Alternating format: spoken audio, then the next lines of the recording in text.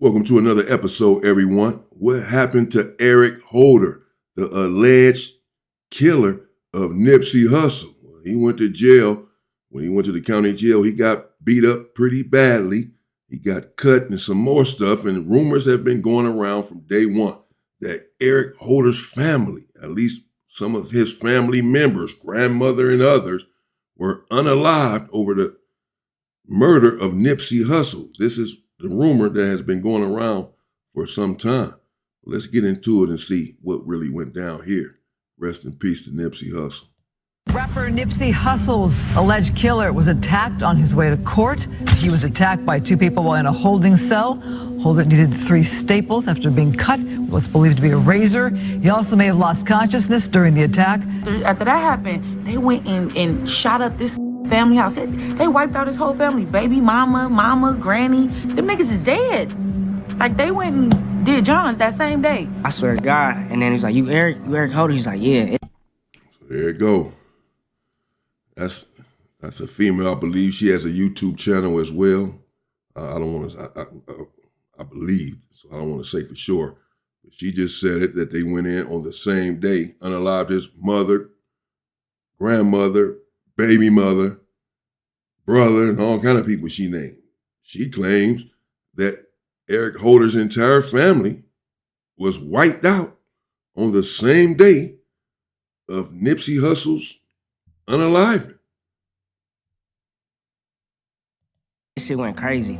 Everything I love, he got on and some more shit, spit on. They were spitting on him in the bus? Man, shit. Yeah, squirting on him. By March this year, it'll be 7 devastating years since the hip-hop world was shaken by the loss of one of its most beloved rappers, Nipsey Hussle. His death still hurts, but if there's been even the smallest bit of grim relief, it's the instant and brutal karma that followed the man who pulled the trigger, Eric Holder. Since that day, his life has been nothing but hell on earth. Because why would you go kill somebody like Nipsey and then leave your mama and them on the block in the 60s? From rumors about his family being wiped out to back-to-back assaults behind bars, Eric Holder has had a front-row seat to the consequences of his actions. Let's dive in. Back in 2023, Nipsey Hussle's family and the hip-hop world as a whole finally got a small sense of closure when Eric Holder was sentenced to 60 years to life for Nipsey's murder. On paper, that was justice. A clear message from the courts that what happened on Crenshaw would not be brushed aside. But in the streets, the reaction followed a very different timeline. According to rumors that have been circulating for years now, the streets didn't wait for a judge to speak. Whatever retaliation was coming, people say it came early, and it came heavy. Almost immediately after Nipsey's death, whispers started spreading about violent payback aimed at Holder's family. One viral video pushed those rumors even further. In it, a woman from the Rollin 60s neighborhood, Nipsey's own stomping grounds, claimed that Holder's family had been wiped out as revenge for the killing. After that happened, they went and shot up this family house. They wiped out his whole family. Baby mama, granny. Them niggas is dead. Like, they went and did John's that same day. According to her, Holder made the ultimate mistake, killing someone who wasn't just loved, but protected. The woman claimed Holder forgot one crucial rule of the streets. When you touch someone that powerful, the consequences don't always stop with you. Your people become vulnerable too. You go kill somebody like Nipsey and then leave your mama and them on the block in the 60s. You supposed to get them up out of there before you even went to scope the scenery. Whether true or exaggerated, one thing is certain: the streets don't forget. And in this case, they weren't interested in waiting around for the legal system to catch up. The backlash didn't stop with Holder's family either. There have long been rumors that anyone still rocking with him, visiting him in prison, speaking up for him, or staying publicly connected could be putting themselves in danger. It's like Nipsey's name carries a kind of invisible weight, an unspoken warning. Not in a mystical sense, but in the very real way street politics work. Allegiance matters, and choosing the wrong side can cost you. Some people initially believed Holder might be somewhat protected behind bars because of his gang ties, but that idea didn't last long. In 2022, Holder was reportedly attacked. Whoa. that doesn't look good right there. That's what we call a ooh-wee. That's a big ooh-wee right there. Left eye closed. Face swollen, left face swollen. Look at it. Look like his jaw swollen. They got to him. He had already been cut up, sliced up, as we have just heard. Now, and he's in protective custody at this time in the Los Angeles County Jail. They can still get to you in protective custody, as we can see. They already sliced him up, now done beat him up, even though he's supposed to be protected by the police and by the atmosphere, by the powers that be, because he's in protective custody for allegedly, in his own video, of course, we've all seen the video, for allegedly killing Nipsey Hussle, which he was, of course, ultimately found guilty of and is now serving time in prison, I'm sure, and I believe it is indeed a life sentence that he was sentenced to. They're getting to him, pulverizing him, beating him up, and it's not going to stop even once he gets in prison, because you can go into protective custody in prison, an SNY yard, and they can still get to you. I can tell you how they can get to you. I can break it all down for you. They can still get to you. In prison by 2 inmates, and this wasn't a light scuffle or a quick fade. According to reports, the attackers used a razor, slashing him and beating him until he lost consciousness. By the time it was over, Holder needed 3 staples in his head and was left with bruises all over his face. What makes it even crazier is how it happened. Holder was allegedly sitting in a holding cell with about 13 other inmates, just minding his business, when the attack came out of nowhere. The motive was never officially confirmed, but let's be honest, Nipsey Hussle's name rings bells everywhere. It's hard to believe that connection didn't play a role. The next day, Holder showed up in court looking rough, head stapled up, face swollen and bruised. The visuals alone told a story, and while seeing anyone in that condition might normally spark sympathy, looking rough is an understatement. Jeez. Yeah, of course, we all know what happened here, what this was all about. I mean, he's going to have a rough time. They're going to try to get rid of him. He's in protective custody in prison, 10 trillion%. He's in protective. He cannot walk the main line. He's in protective custody. It was hard for many people to feel bad considering the way Nipsey's life was taken in cold blood. Still, it was a stark reminder that Holder's punishment didn't end with his sentence. For him, the consequences followed him everywhere. What Holder likely never anticipated was just how far Nipsey's influence reached, or how fiercely people would move to protect his legacy. Some critics have tried to downplay the reaction, calling it over the top or even silly. But that kind of talk usually comes from people who don't fully understand who Nipsey was. Nipsey wasn't just a rapper with a few hits. He was a symbol, a leader, a bridge between worlds that rarely meet. He invested in his neighborhood. He spoke openly about ownership, economic empowerment, and long-term thinking in a culture often forced into survival mode. Even the LAPD acknowledged the work he was doing to help reduce violence and build trust between the streets and law enforcement. His impact was so deep that President Barack Obama publicly honored him after his death, recognizing Nipsey's influence not just in Los Angeles, but globally. That alone says a lot. We would like to read a letter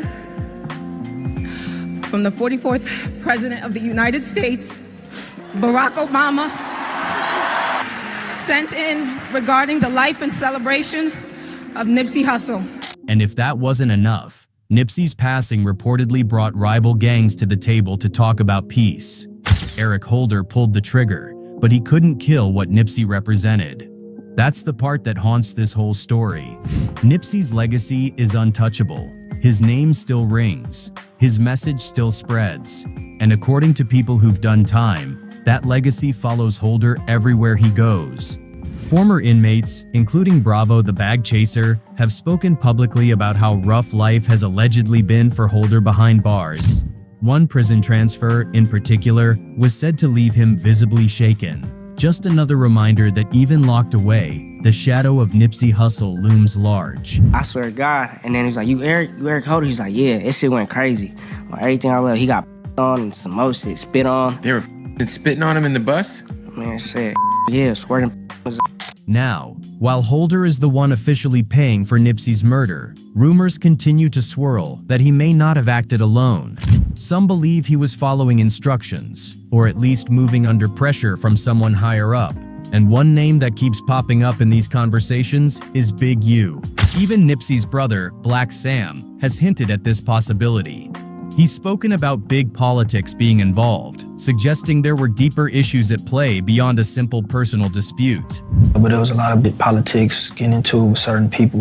According to Sam, Nipsey's movement and connections had started to ruffle feathers. One key moment often mentioned is when Nipsey brought DJ Khaled to the hood. Nipsey had linked up with Khaled and John Legend for the song Higher and planned to shoot the video right in the 60s. On the surface, that should have been a celebration, a major look for the neighborhood. But allegedly, that's when things went left. The story goes that once Big U heard about it, he wasn't happy. There were claims that Nipsey didn't check in the way some people expected, and that rubbed certain folks the wrong way. Allegedly, a group of Rollin' 60s members was sent to press Nipsey about the situation, but Nipsey, being Nipsey, wasn't backing down. He stood his ground. Hussle had DJ Khaled in the hood, and Hussle frontline that, and we felt like certain people didn't like that. Black Sam never mentioned Big U by name, but people familiar with the politics say it was obvious who he was referring to. Big U had a reputation for taking issue with artists moving in the hood without clearing it first. And Nipsey wasn't interested in playing those old rules. Yeah, of course, we all, many of us know that these sort of rumors have been swirling from day one. There was some video where they asked Big U about Nipsey's death, and he laughed and chuckled or something. I did see that. And whatever trouble they had behind the scenes, what Black Sam, Nipsey Hussle's brother, did intimate and convey to Big Boy during that interview, which I had played here on my channel some time ago. And, he did not mention Big U's name, but he sort of insinuated throughout the interview that there was, a lot of tension behind the scene. They got into it. They had shootouts and all that sort of stuff. And so because of these sort of things, people are going to automatically assume or, put Big U's name in this sort of thing. Same thing like with Tupac, because Nipsey is a celebrity, a famous individual, a mythical figure, if you will, and people are indeed upset with his death, then rumors are going to happen. Like Elvis Presley is still alive, people believe. People were saying that Suge killed Tupac, had him killed. They were saying that from day one, forever, for years. Some people still believe it, but it was intense back then. You couldn't find a person that didn't believe that Suge set it up. And you couldn't, it was hard to find someone that believed that Tupac was actually dead. Hell, probably including myself. I was just holding on to hope, man. I'm serious as hell. I was just praying. I was hoping that he wasn't gone. That it was all a hoax, that, people were talking about they sighted him in Africa getting off a plane, or his mother getting off a plane with money to take him money. I believe in all this shit, man. Probably up until a fucking year ago or something, I still believe Tupac was alive. Till it finally just hit me, man. It's been 30 years, man. You just got to accept it, bro. I'm serious. So I get it. Someone like this, people want answers. People are going to believe that it was deeper than just what it was. That someone just walked up, they got into it, and pow, pow, It's a conspiracy involved. It has to be deeper than that. There's no evidence that there's anything other than what it was that I've seen. Any real Nipsey fan knows the tension between Nipsey Hussle and Big U didn't just pop up out of nowhere after his death. That friction had been building for years, long before 2019. Their relationship actually goes all the way back to around 2007, when Nipsey signed a deal with Epic Records. At the time, everything was lined up for what was supposed to be his debut studio album, South Central State of Mind. But the album never dropped. And as the years passed, cracks started to form behind the scenes. According to people close to the situation, the real breaking point came when Nipsey decided he wanted out of Big U's label situation. Nipsey allegedly felt boxed in, like he was stuck in a bad deal. Big U, however, tells the story very differently. According to him, the tension didn't start over contracts or money at all. He claims it began when he stepped away from the music business for a while. During that period, Nipsey was in possession of some of Big U's recording equipment. When Big U eventually asked for his gear back, Nipsey allegedly didn't take it well. The equipment was eventually returned, but by then, the damage was done. What could have been a simple exchange turned into lingering resentment on both sides. From there, things only got worse. Nipsey reportedly felt disrespected by how the situation was handled, and the energy between them shifted for good. Then came the music. When Nipsey dropped the track You Don't Got a Clue, a lot of people immediately clocked it as a diss, especially the opening lines. I built this on my own and everybody know it's true. Still act like they supposed to have control of what I do. To many listeners, it sounded like a direct shot at Big U, whether his name was mentioned or not. Big U wasn't about to ignore that. After hearing the record, he and some of his people allegedly pulled up on Nipsey to confront him. According to Street Talk, they were looking to discipline him, and that didn't involve talking things out. The plan, allegedly, was to take Nipsey away for a DP. That's when Black Sam stepped in. Nipsey's brother wasn't having it. He stood firm and made it clear that Nipsey wasn't going anywhere with them. That didn't sit well with Big U, who reportedly told Black Sam to stay out of it, calling it gang business and reminding him that he wasn't originally from the 60s. But the beef didn't stop with music and street politics. Family made everything even messier. Nipsey's first baby mother was Big U's niece, which added a whole new layer of complications.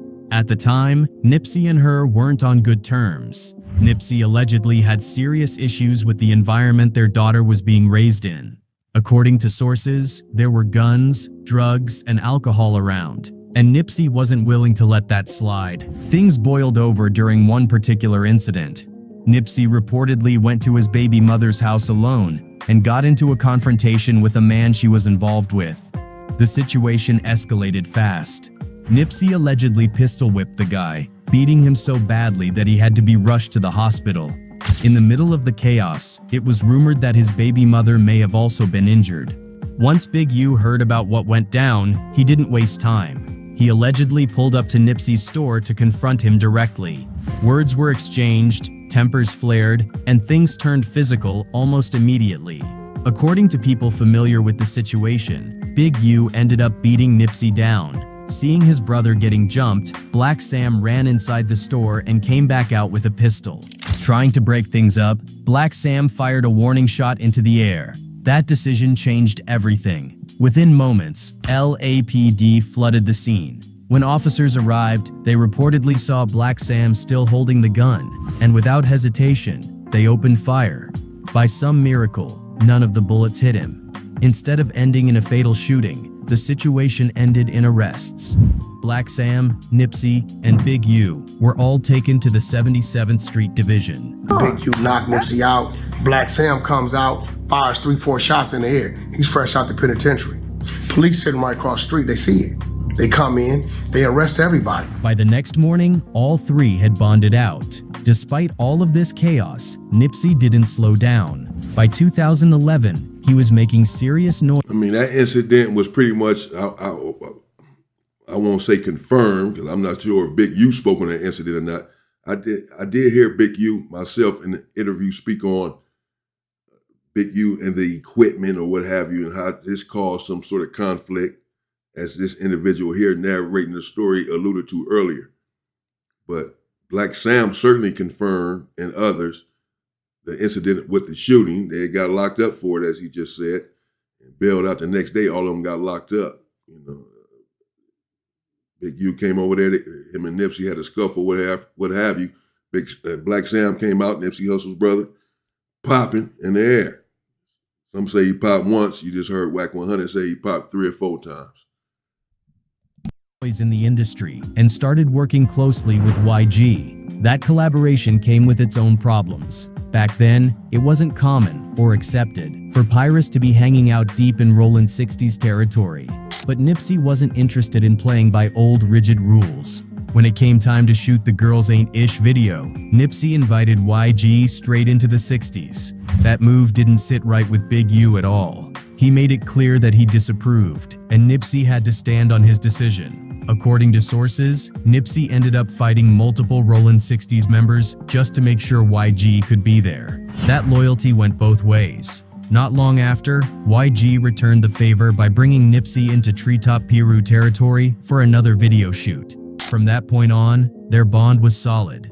As the years went by, Nipsey's career kept climbing. He evolved from a respected underground rapper into a mainstream force, earning Grammy nominations and global recognition. But no matter how big Nipsey got, the issues with Big U never fully disappeared.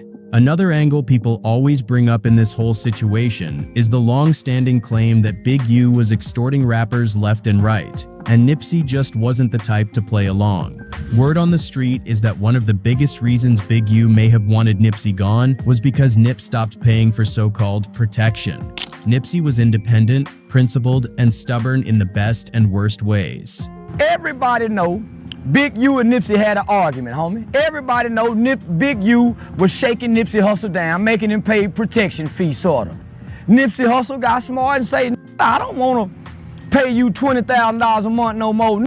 And Nipsey Hussle come up dead. He lost his protection, and the hood killed him. We all know this, homie. There's also the ego side of it. Nipsey got bigger than a lot of people expected. And once he blew up, the spotlight shifted. Even though Big U was already a powerful figure in the streets, Nipsey became the face people looked to.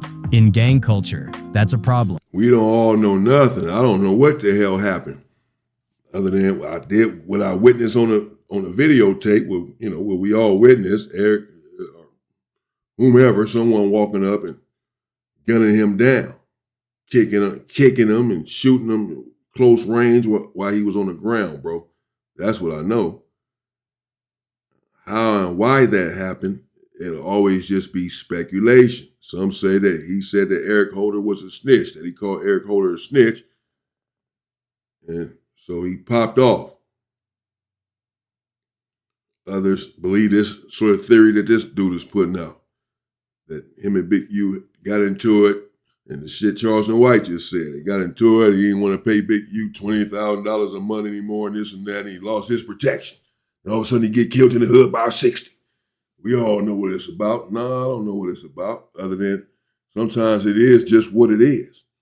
There's a confrontation, there's a dispute, and it escalates right then and there on the spot, and things happen right then and there on the spot. Nothing planned out about it. Again, I don't know what happened with this situation, but I know that happens all of the time. The gang is supposed to be bigger than any individual. No one man is allowed to outshine the structure, and some people believe that alone made Nipsey a target. What really rubbed salt in the wound for a lot of fans, though, was a clip that started making the rounds online. It was a screen-recorded live stream of Big U laughing at a comment about Nipsey. Justice for Nip.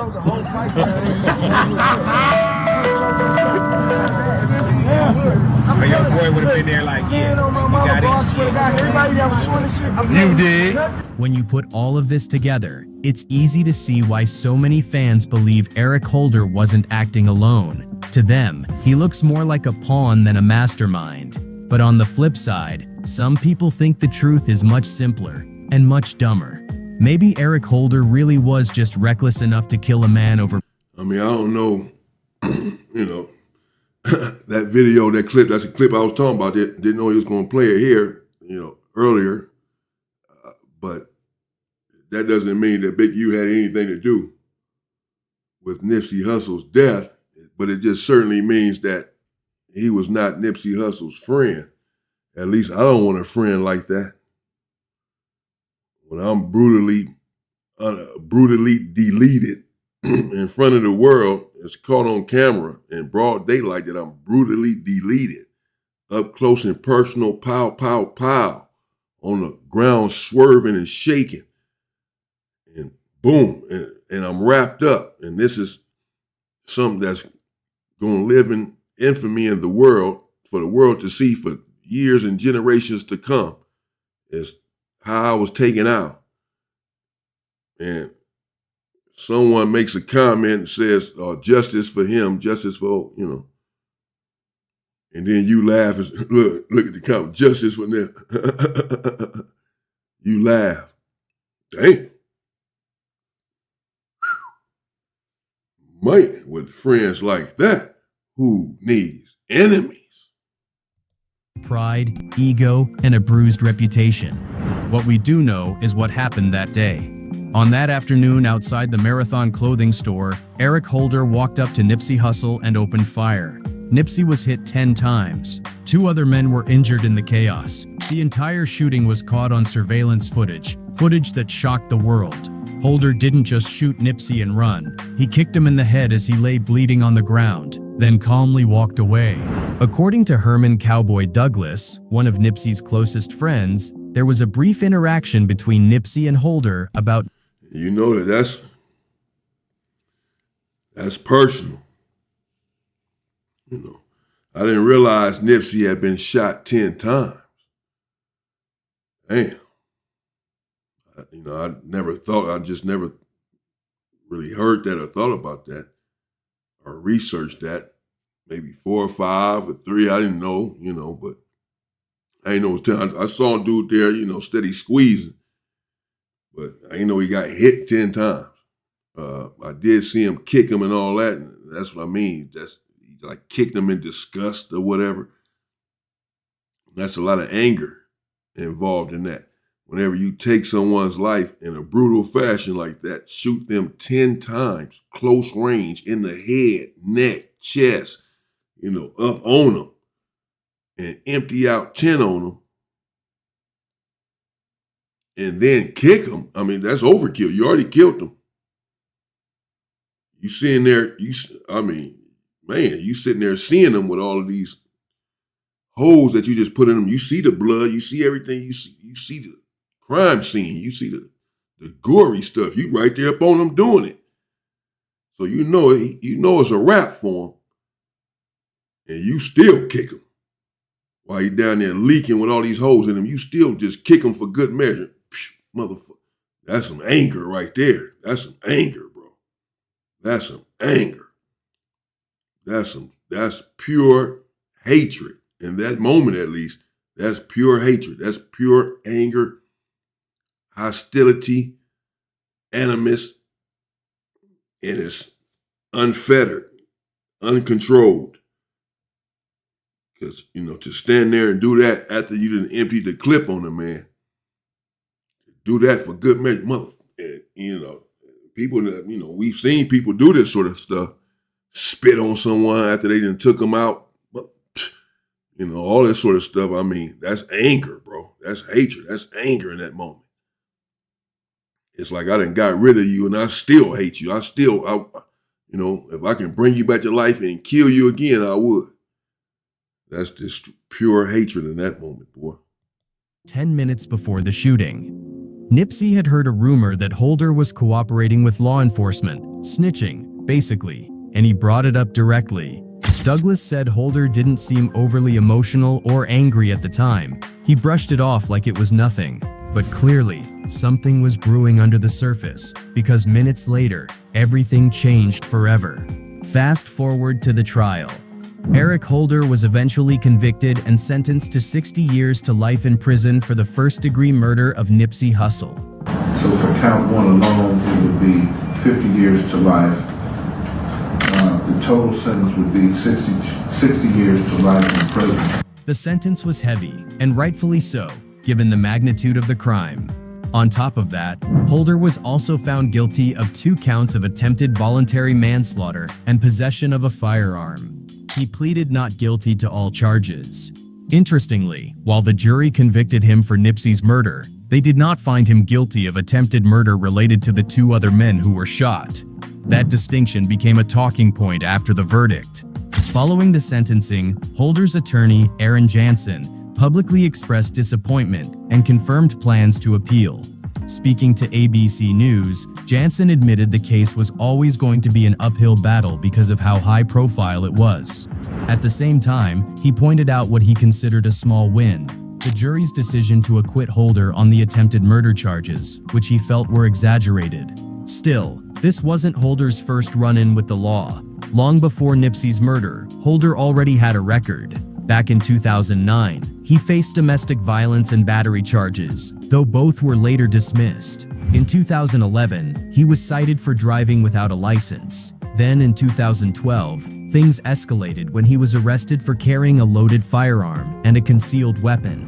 He pleaded guilty to the firearm charge and was sentenced to 180 days in LA County Jail, along with 3 years of probation. By 2015, he was already dealing with a probation violation hearing. Even so, none of that came close to the life sentence he now faces. But no matter who people believe was pulling strings, or if anyone was at all, one thing feels undeniable to many observers. Karma has been spinning the block.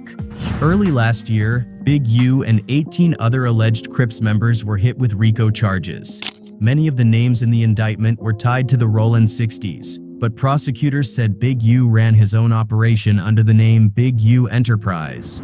On the surface, it looked legitimate. There was a charity, a record label, community outreach. It painted the picture of a man giving back and helping West Coast artists make it out. According to federal authorities, though, it was all a front. Prosecutors claim Big U Enterprise was actually a mafia-style organization used to run street operations, extort people, and silence anyone who crossed him. One prosecutor didn't mince words, reportedly calling him a murderer, a thief, a liar, and a cheater. If convicted, Big U could spend the rest of his life in prison. The facts alleged in the complaint paint a very different picture. It is one of a murderer, a thief, a liar, and a cheat, and the criminals that enabled him. As for Eric Holder, opinions remain split. Some believe he's getting exactly what he deserves. Others think his situation is even darker, that his life is essentially on a ticking clock, not because of parole or appeals, but because street justice doesn't follow legal timelines. When Eric Holder killed Nipsey Hussle, it was like striking a match in a room full of gasoline. The rumors of retaliation started immediately, and ever since, it's been clear that this story was never going to end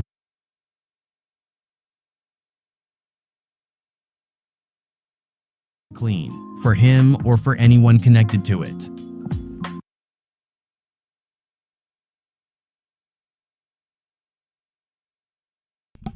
All right. They wiped There you out his have whole it. family, baby mama. Let me know what y'all think in the comments, man. Sorry about that. Let me know what y'all think in the comments. Eric Holder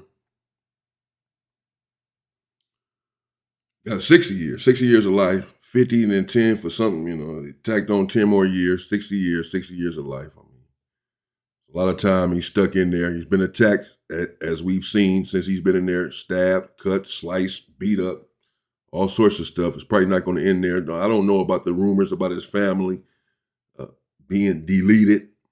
I'd heard those rumors, like I'm sure some of you have, like the young lady was there saying, I don't know anything about it. I haven't been able to confirm it or deny. I don't know what happened there. And of course, as far as the speculation with Big U's involved, people just going to speculate this sort of thing because of who Nipsey Hussle is. As I said, that a famous rapper, a celebrity, what have you, more than just a rapper. He's someone who was doing things for the community and clearly a very intelligent, brilliant young individual with massive potential. So, his death, yes, of course, it's going to spark outrage and people are going to want more answers than what they have received, I suppose. Such is the case with many situations and celebrities who have lost their lives, particularly in such a brutal fashion, like Tupac Shakur. But, y'all let me know what y'all think in the comments. Whew. But, he could be in trouble. Eric Holder still there in prison. He can still protective custody or not. He's in protective custody. He's going to have to be. He can still be in trouble. I'm not wishing that on him. I'm just stating the facts. Stay safe and stay free, people.